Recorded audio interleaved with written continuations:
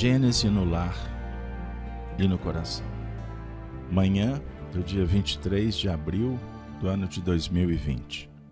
Que possamos nesta manhã estabelecermos uma conexão com o mundo superior, buscando orientação, consolo, esclarecimento para os nossos desafios da vida. Que Deus nos envolva, que o nosso Senhor Jesus esteja conosco. A mensagem de hoje para o simples. Vamos trabalhar com o Evangelho segundo o Espiritismo, capítulo 7, item 7 e 8. No item 7, um texto atribuído ao evangelista Mateus no capítulo 11, versículo 25. Jesus teria dito assim: Disse então Jesus essas palavras: Graças te rendo, meu Pai, Senhor do céu e da terra, por haveres ocultado essas coisas aos doutos e aos prudentes, e por as teres revelado aos simples e aos pequenos. Agora nós vamos ouvir um comentário de Allan Kardec. Item 8. Pode parecer singular que Jesus renda graças a Deus por haver revelado essas coisas aos simples e aos pequenos, que são os pobres de espírito, e por as ter ocultado aos doutos e aos prudentes, mais aptos, na aparência, a compreendê-las. É que cumpre se estenda que os primeiros são os humildes, são os que se humilham diante de Deus e não se consideram superiores a toda a gente.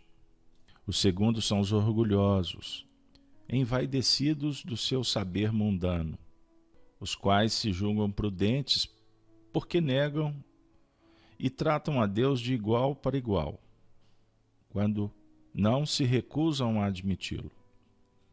Porquanto, na antiguidade, douto era sinônimo de sábio. Por isso é que Deus lhes deixa a pesquisa dos segredos da terra e revela as do céu aos simples e aos humildes que diante dele se prostam. Item 9. O mesmo se dá hoje com as grandes verdades que o Espiritismo revelou. Alguns incrédulos se admitiram ou se admiram de que os espíritos tão poucos esforços façam para os convencer.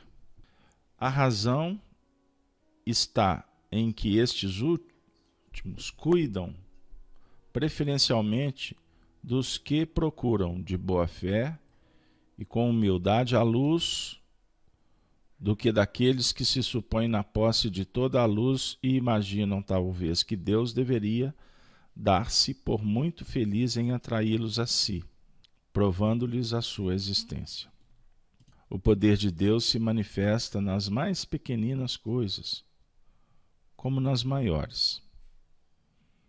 Ele não põe a luz debaixo do alqueire, por isso que a derrama em ondas por toda a parte, de tal sorte que só cegos não a veem. A esses não quer Deus abrir à força os olhos, dado que lhes apraz tê-los fechados.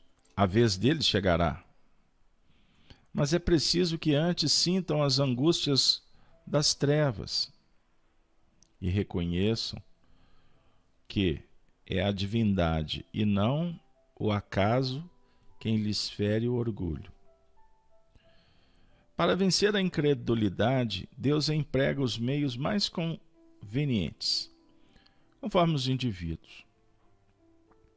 Não é a incredulidade que compete prescrever-lhe o que deva fazer, nem lhe cabe dizer: se me queres convencer, tens de proceder desta ou daquela maneira. Em tal ocasião, e não em tal outra, porque essa ocasião é a que mais me convém. Não se espantem, pois, os incrédulos de que nem Deus, nem os espíritos, que são os executores da sua vontade, se lhes submetam às exigências. Inquiram de si mesmo o que diriam, se o último de seus servidores se lembrasse de lhes prescrever, fosse o que fosse. Deus impõe condições e não aceita as que lhe queiram impor. Escuta bondoso os que a ele se dirigem humildemente, e não os que se julgam mais do que ele. Vamos ler ainda o item 10. Perguntar-se-á: não poderia Deus tocá-los pessoalmente por meio de manifestações retumbantes, diante das quais se inclinassem os mais obstinados e incrédulos? É fora de toda dúvida que o poderia. Mas então, que mérito teriam eles e, ao demais, de que se serviria?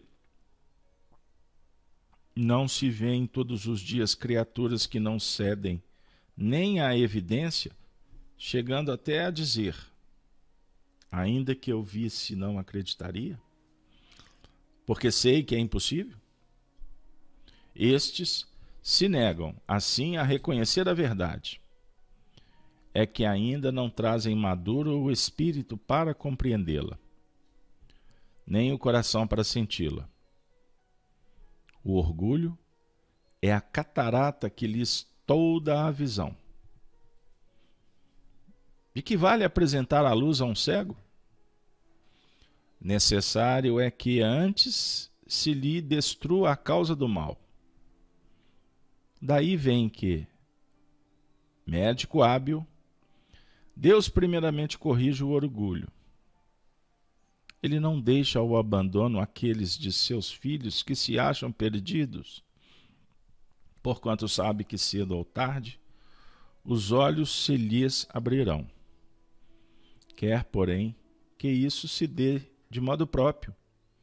Quando vencidos pelos tormentos da incredulidade, eles venham de si mesmo a lançar-se-lhe nos braços e pedir-lhe perdão, quais filhos pródigos. Minha querida amiga, meu querido irmão, esta palestra de Allan Kardec é reveladora e, ao mesmo tempo, que consola e estimula a todos nós. Principalmente porque os nossos parâmetros, o nosso caráter, ele é moldado para que valorizemos as coisas da matéria. Julgamos que o desenvolvimento do espírito se dá sob o ponto de vista do know-how, como na Terra. Como se nós tivéssemos que apresentar um currículo para ascender às esferas superiores. E não é bem assim. Sem ficar tão preso no texto, porque ele é muito claro, mas apenas para abrir um ângulo de reflexão que corrobore. O reino de Deus é do coração.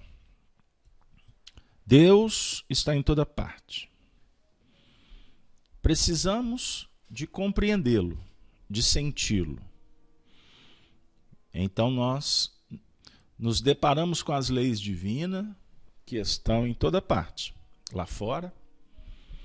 E há também uma observação, uma realidade que é própria de cada um.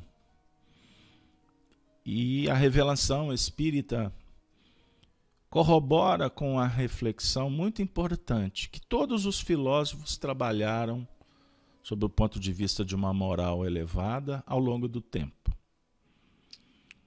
precisamos trabalhar a virtude. O sentido da vida está em aprimorar, derribando as barreiras que são construídas pela ilusão. Egoísmo, orgulho, vaidade, presunção. Como nós temos dificuldades, a misericórdia favorece para que a gente passe pela travessia ocupando vários postos, várias embarcações, vários cargos, encargos. Ora como filho, ora como pais, irmãos, amigos, responsáveis condutores, abnegados ou não coordenados, para que a gente possa ir bebendo dessa água que vai dirimindo as nossas sedes. O alimento que vai atendendo a nossa alma. E não é simples, é complexo. Por isso é que é permanente. O que é impermanente, na verdade, são as nossas respostas. Ora, abnegados, obedientes, ou rebeldes e indiferentes. Estados emocionais. Observemos ao longo do dia. A ciência, com alguns elementos que vêm também do mundo espiritual, chega a afirmar que temos uma variação que vai de 50 a 100 mil pensamentos por dia.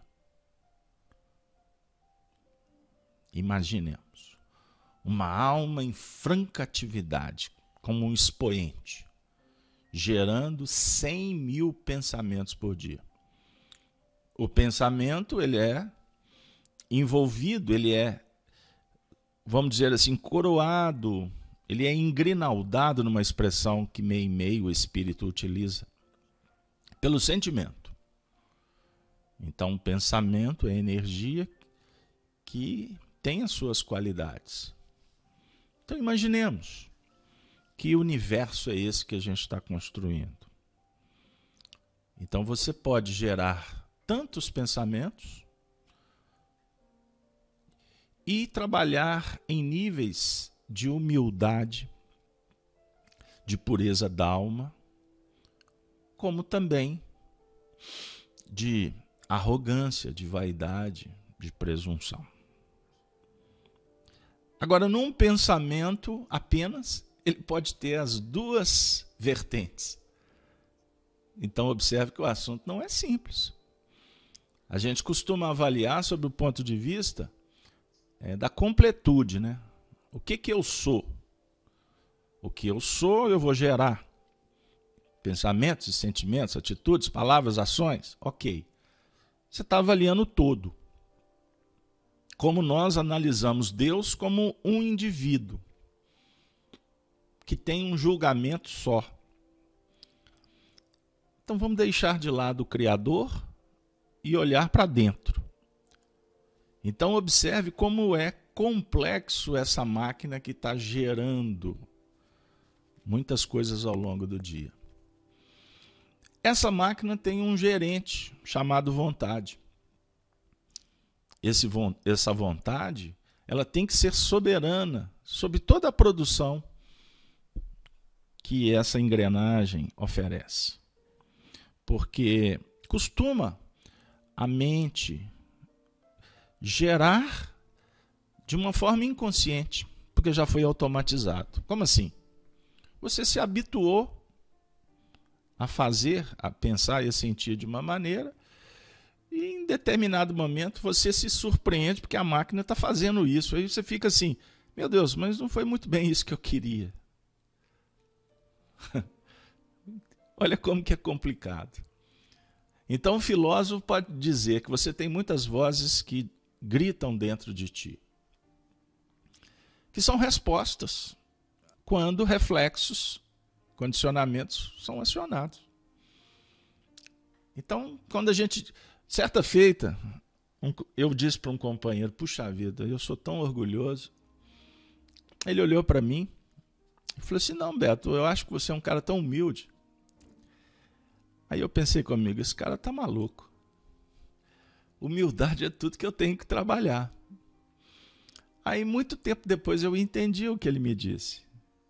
Ele estava falando sobre o futuro.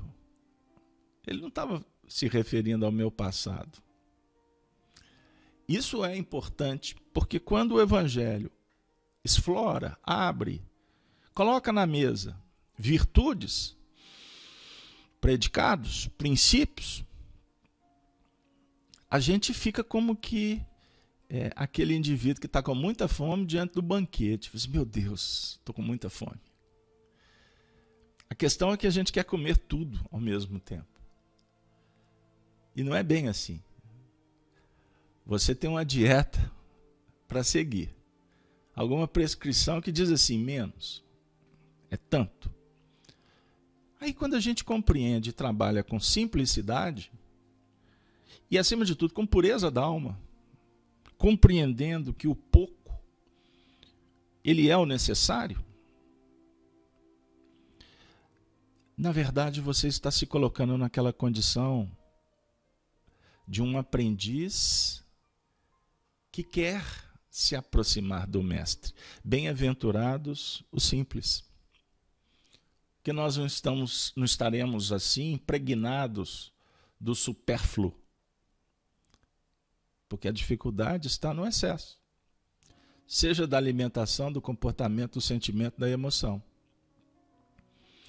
Imagine um indivíduo que vive a encarnação inteira sob o guante da pressão, descarregando adrenalina o tempo todo.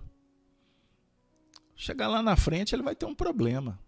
Ele vai ter uma doença. Porque ele sobrecarregou na produção da adrenalina. É excesso. Mas a adrenalina, por exemplo, para um animal, ele descarrega quando ele sente um perigo. De duas uma, ou ele se furta, ou ele encara o desafio. Por que ele faz isso? Porque instintivamente ele compreende que lá na frente ele tem que voltar a um estado, não vou dizer de acomodação, mas de uma produção satisfatória.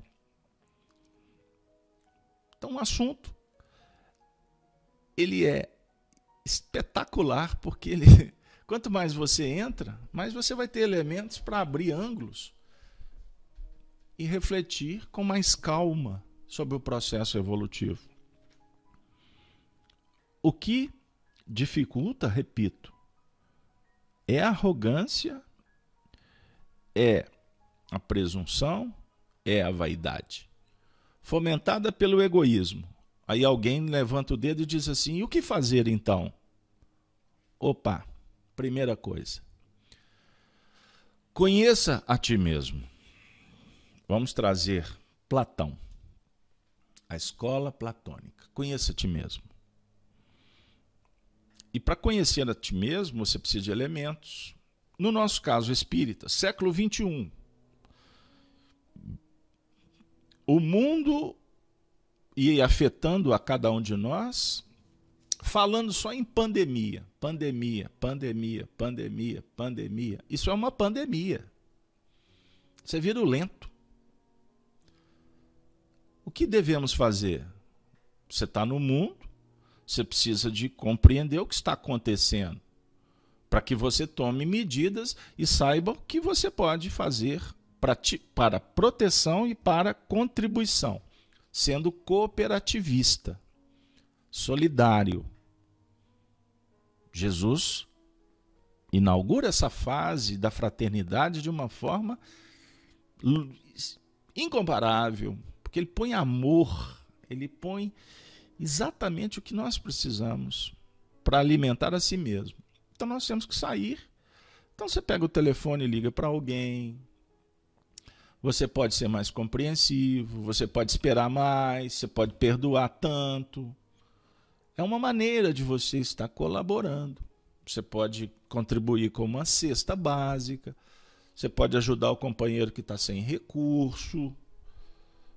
você pode fazer oração, você pode endereçar uma boa vibração. São métodos colaborativos. Solidariedade tem a ver com um mundo novo. A república idealizada por Platão e que Jesus chama de o reino de Deus, ela tem a ver com justiça em todos os sentidos, com amor sustentando todos os projetos, mas sem abrir mão da ciência, porque nós precisamos de estudar o fenômeno. Então, com isso, nós podemos dizer, é necessário estudar. Aquela matéria que você percebe que é justa e que vai te favorecer, estuda. Nós estamos estudando o Espiritismo, outros estudam outras matérias, mas nós não estudamos só o Espiritismo. A gente não está aqui citando Platão, você não trabalha filósofos, você não entra nas linhas da ciência oficial. A gente fala de descobertas, de vacinas, de telescópio, de microscópio. A gente não fala de equipamentos. Você tem um carro, você tem um veículo, transporte. Você tem um mecanismo de comunicação que nós estamos agora utilizando, a internet. Mas nós estamos compreendendo que precisamos ser cuidadosos e não entrar nos excessos. Quer um exemplo? A internet. Ela pode ser um campo para que as vaidades continuem sendo fomentadas pela nossa ilusão. Nunca o homem teve tanto poder nas mãos. Então, o que acontecia há algumas décadas que passaram? A sociedade ela era munida por informações. Então, vamos dizer assim, 98% da população mundial era receptora. Precisava da comunicação, da revista, do livro, do noticiário, da imprensa oficial. Qual é o fenômeno que vivemos hoje? O poder que era limitado, ele espargiu, ele se multiplicou. Então, hoje, nós não somos apenas receptores, nós também somos emissores. Isso é muito bom, dá liberdade para que as pessoas adquiram habilidades e se sintam responsáveis. Mas qual é o momento histórico que esse fenômeno nos apresenta? Um campeonato absurdo de bobagens, aonde todo mundo quer fazer uma live, quer gravar como é que faz arroz, como é que faz um chá contra o corona, como é que desenvolve isso ou aquilo. Eu vou ficar por aqui, tá? Porque isso abre em todos os horizontes da música, da arte, da ciência e etc. Mas o que a gente constata é o seguinte, que a maioria somos aventureiros, que não temos habilidade, não sabemos qual é o objetivo, mas queremos apenas mostrar a cara. Dizer assim, mundo, estou aqui. Se não há um princípio, se não há um critério, se não avalia o objetivo, o alcance, o que de bom isso vai favorecer, significa que nós estamos no campeonato do lusco-fusco. Um fenômeno natural, repito, compreensivo. Mas ele é adornado o tempo todo pela disputa, que é fomentada pelo egoísmo. Porque eu não me contento em ver um outro fazendo, eu também quero. E como eu disse, não se avalia o porquê o outro está fazendo. E sim porque eu tenho que ter supremacia. Então tem disputa. Vaidade. Quer um outro exemplo? Não temos o que fazer, então eu tenho que tirar um selfie. Antes o selfie era, estou no restaurante, estou na Disney, estou no fundo do meu quintal, estou aqui no morro, estou aqui no campo de futebol, mas eu tenho que mostrar que eu estou E a proposta moral do Evangelho não é valorizar o estou, o know-how, mas sim projetar o que é definitivo. Então, estar bem ou estar mal é transitório. Agora, trabalhar no ser que domina a si mesmo é eterno. E quando nós focamos nesse trabalho, querendo ou não, a gente desconecta do mundo de fora, porque a relação passa a ser um diálogo entre você e Deus e sua consciência. E quanto mais nós nos aproximamos do Mestre, que é o Cristo que fala dentro da gente, mais nós vamos perceber o quanto é bom ser puro, ser simples, ser amoroso, ser nobre, justo, prudente. Porque isso nos coloca num grau de superioridade, entendam bem. Superioridade no sentido de sutil.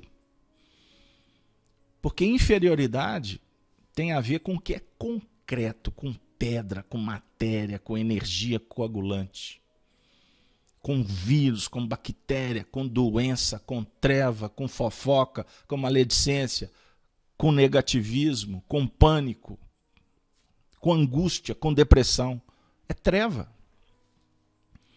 Então, o caminho terapêutico é perceber que nós podemos deixar pelo caminho a imperfeição,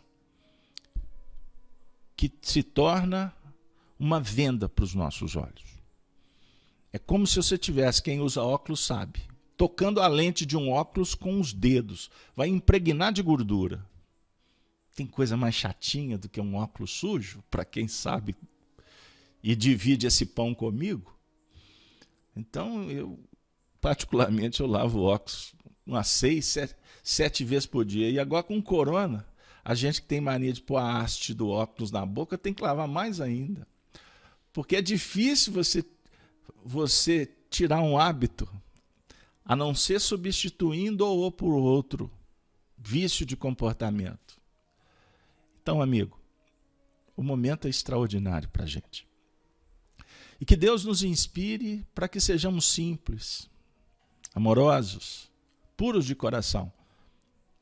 Um amigo de outro estado que acompanha as nossas lives, dialogando sobre esse momento, ele que é um representante da comunicação oficial, vamos dizer assim, ele é um profissional, ele tem habilidade, tem ética, sabe dos cuidados. Ele disse assim: vocês poderiam produzir uma mensagem para aquelas pessoas desesperadas e simples, porque elas estão precisando muito mais do que os intelectuais do Evangelho. Eu dei razão até certo ponto, porque todos precisamos do Evangelho. Mas fiquei muito atento sobre a responsabilidade nossa em de cuidar, como o Chico Xavier fez, como um grande exemplo nos nossos tempos. Cuidar dos simples, dos pobres, daqueles que não têm provisão. Não para chegar para eles para falar que esse momento é extraordinário, que é um momento de oportunidades, e eu falo oportunidades sempre abrindo um parêntese. Não é oportunidade para político virar salvador da pátria, porque muitos estão fazendo isso e enganando o povo. Nos bastidores, e agora dizem que antes tinha o mensalão, depois o petrolão e agora tem o covidão, porque pode se gastar, inclusive, sem ter que prestar contas. Eu estou falando das oportunidades que nós podemos ter para conhecer a si mesmo e se dominar. E estando do lado dos sofredores que precisam de amigos, da mão estendida, do ombro a ombro, do braço forte, a gente vai ficar mais atento sobre a importância da pureza da alma. E nestes ambientes, digo ainda, Se você quiser encontrar Jesus e não consegue ainda dentro de você, porque é natural. É natural pela nossa agitação interior. Porque são raros momentos como esse em que a gente silencia, que a gente amplia a consciência, a sensibilidade para sentir o Mestre. Então o Emmanuel ensinou a Chico Xavier, o médium, um amigo, o mineiro, o brasileiro, o cidadão do planeta, que é necessário que estejamos juntos daqueles que estão vertendo lágrimas. Porque nem sempre eles têm força para levantar o lenço. Ou em alguns casos não possuem panos para enxugar seus sofrimentos. Estejamos com eles.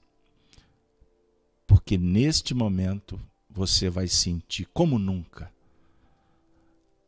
a presença de Jesus. O Evangelho é uma oportunidade extraordinária